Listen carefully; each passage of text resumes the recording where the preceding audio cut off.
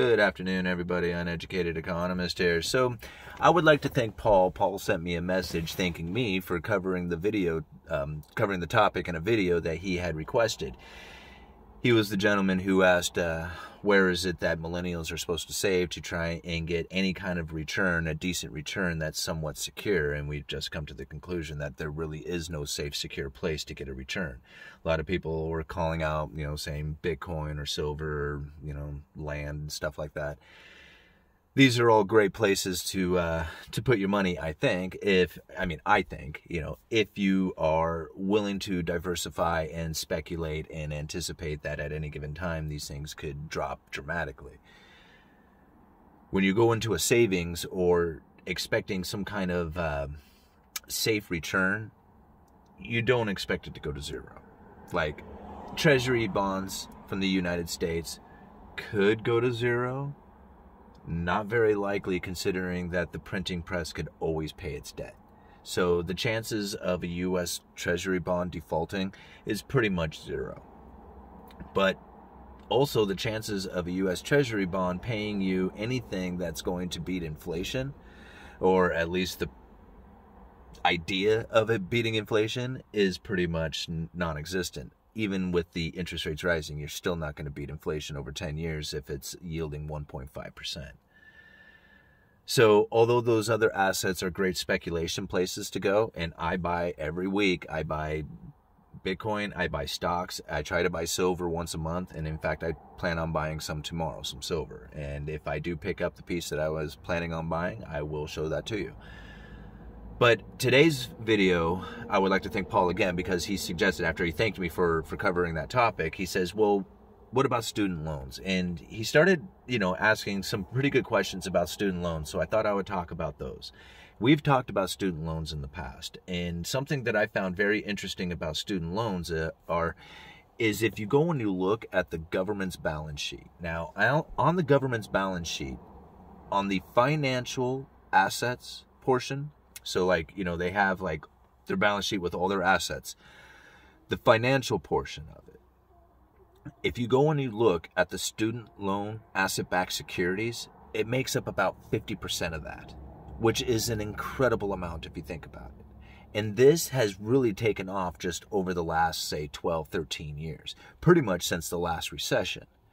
Now, something I remember going back is that when I was in high school, let's go back a little bit farther. When I was in high school, they really pushed for college, right? They were like, hey, anybody want to go to college here? Raise your hand, right? Here's all the great opportunities and things that you need to do in order to go to college.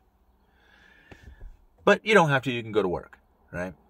So that's what I did, because I wasn't very smart in school. I didn't get very good grades. I didn't like hanging out in a classroom, and I certainly didn't want to go to college. So I just went right to work. I went to work for a lumberyard.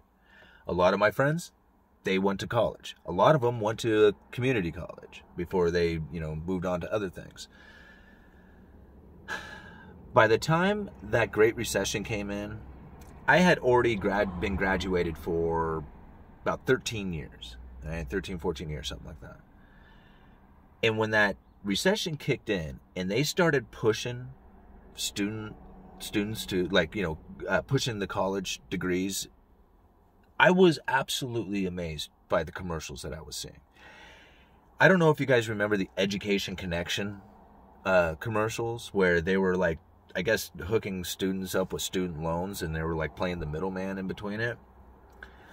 I used to get up and dance because I figured out the little routine that the girl had done on TV, and I would sing along and I would dance and I would make fun of it. And I was just like, come on, an education for you and an education for you and an education for you. Everybody gets an education. And I was just like, and once everybody gets your educations all squared away, you ain't going to have any job, because you're going to be sitting in a sea of educated people and you're not going to make any difference to anybody. See, it used to be when you got a college degree, you made a difference. You stood out. But once everybody has a degree, you can't stand out. Now you're stuck amongst everybody who's in the exact same position that you're in. And you know who does stand out? The one who went to work. The one who has experience. The one who didn't go to college, but knows what he's doing. Or she. They're the ones who stand out now. College degrees don't help. They really don't do anything for you. And yet, like Paul was suggesting or saying in his video, there is many places you can't apply if you don't have a degree. Like if you don't have the need not apply. Even though you won't use a single bit of your education that you got to do that job. And in fact, it doesn't take any of your education at all to do it. And so they eliminated a huge portion of the population who could possibly do that job and do it just fine, and instead put somebody who is stuck with a debt in that position. Because that debt now averages around $35,000 per person, per student. Borrower, I think is what the statistic that I was looking at. So you think about this. Students are graduating without really any kind of feasible job that pays them what the degree is worth, right? They're just stepping into what, the average person who had a high school, diploma would get. But now they're stepping into that position expecting to have a paying job that's going to pay for that degree. But it's not, because high schoolers used to do it. So it's not that degree paying job. You see where I'm getting at, guys? Like, just because they say you need a degree to get this job doesn't mean you need a degree to actually do the job. You just needed to get the job. And so now you think about it. You're stuck with this debt. A debt that would,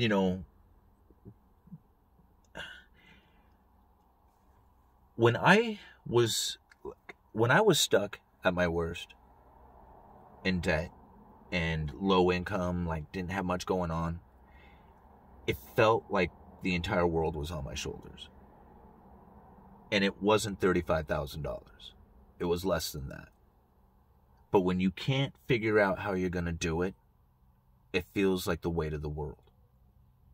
And when I listen to a lot of these people, the millennials and people with student loan debts, they treat it as if it's something like it's not even a bother. It's like, yeah, that one of those things, it's one of those things that are back there and you don't have to stress or worry about it.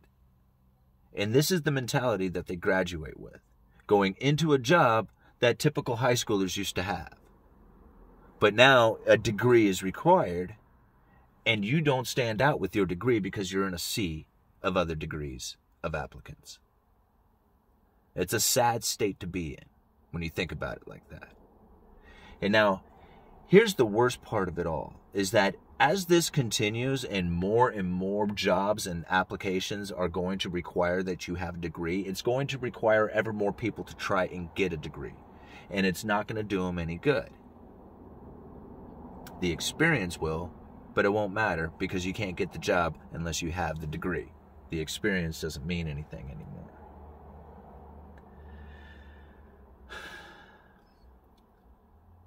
And I have a lot to blame. And now I'm going to step aside from the student loans for just a minute. But a lot of that, and I have a feeling that a lot of people might be offended by what I'm about ready to say, but it's just the truth of the matter, is that this country, when they have the minimum wage set at a level that they do, they are basically saying that people are too stupid to work in this country.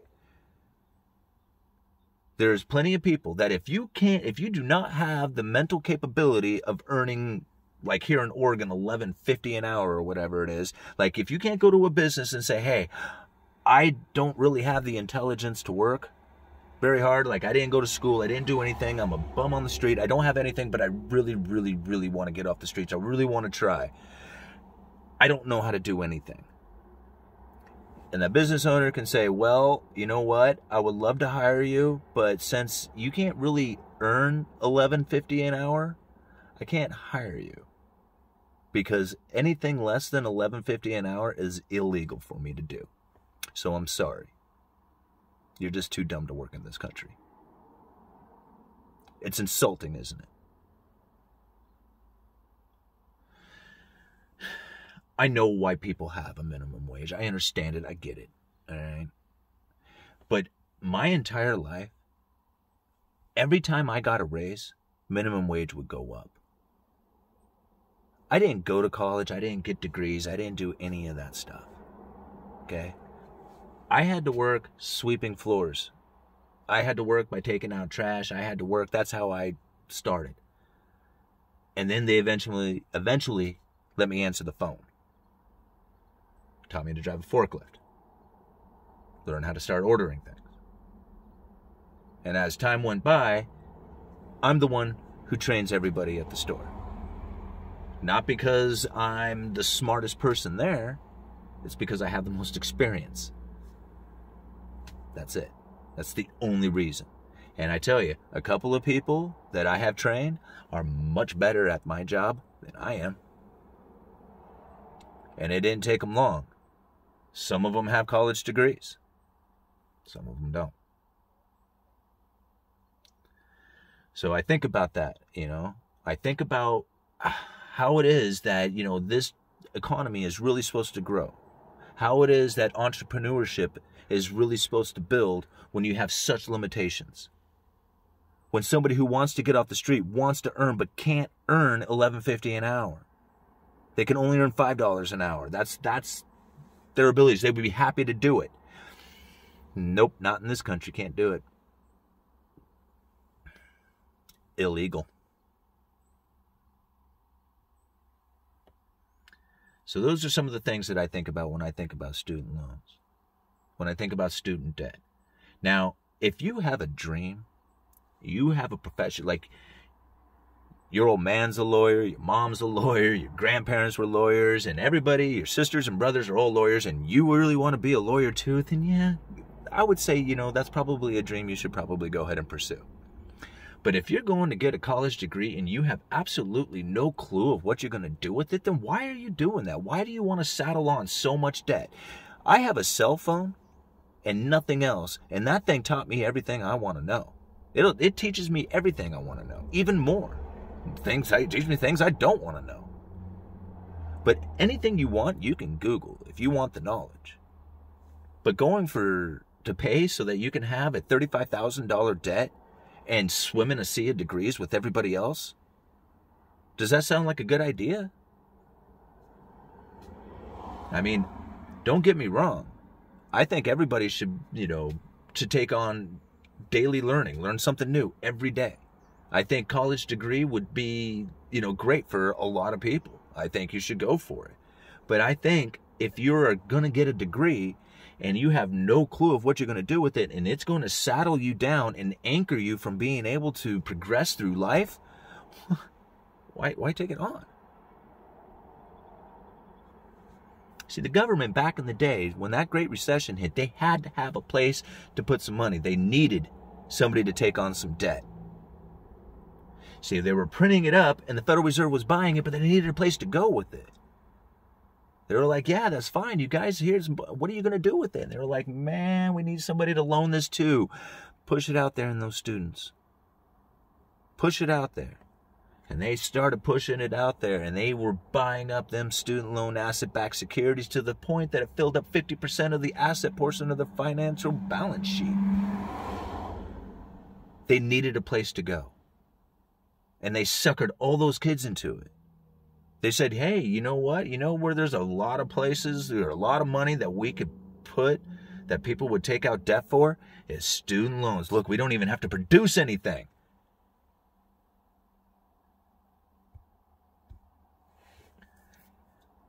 I get upset about it because I see how much people struggle. I think about how hard I had to struggle. And at any given time, if YouTube got cut off, if I got fired from my job, I'd be back to nothing again. I would be in the rat race struggling just like everybody else. You build up the things that you try to, be successful at, and, use those things and secure them. Security is only, it's just an illusion. That stuff gone. So, yeah, if you are going to be a professional, I understand the student loan debt, right? But to take it on for no other reason than you don't know what else you're supposed to do, go to work.